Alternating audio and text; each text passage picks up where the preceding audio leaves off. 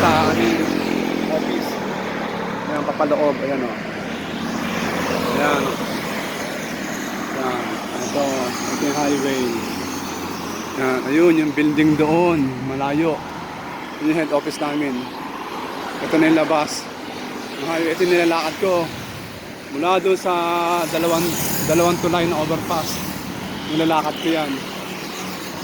Ayan o. Mitsubishi, malapit kami. Atang Katani.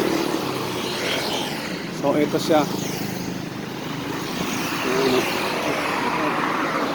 Oh. Lakad tayo ngayon. Tabi kami ng ospital. Ayan o, ospital. Public hospital na, parang PGS. Ito may 7-Eleven. PGS. Public hospital. Ito yung nilalakad ko. Ano oras na? 6 o'clock na. Dito mabibilis yung sasakyan. Oo, mataas. Doon, sa kabilang yun, ng building, doon nakatira si Richie. Pagtawid doon sa dulo. Ayan, hospital o. Ayan. So, ito na. Ito na ako. So, marami rin mga kainan dito. May mga bus o.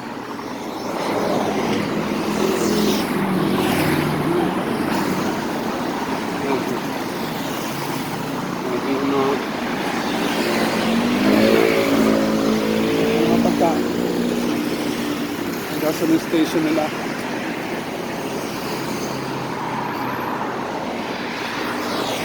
Ano? Okay nga, lakad. Everyday. Yan.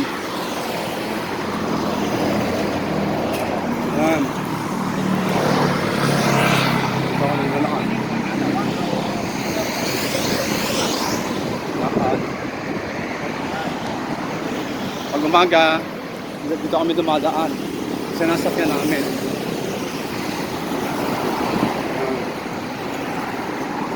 Ano ito?